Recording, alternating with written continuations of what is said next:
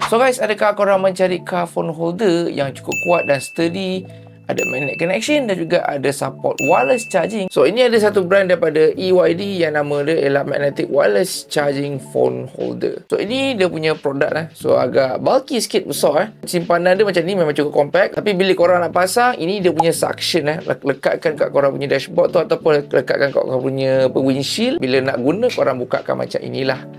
So ini bentuk dia. So ini dia punya magnet. So lekatkan korang punya smartphone. Dia akan melekat via MagSafe. Tapi phone korang bukan iPhone yang tak ada MagSafe, boleh guna dia punya metal ring, lekatkan dekat korang punya smartphone untuk lekatkan dekat dia punya phone holder ni. Flexible, okay, korang boleh adjust ikut kepada keselesaan korang. Macam ni pun boleh, macam ni pun boleh. Lepas tu dia boleh rotate. And then dia punya suction ni memang cukup kuat. Ada lekat lagi ni.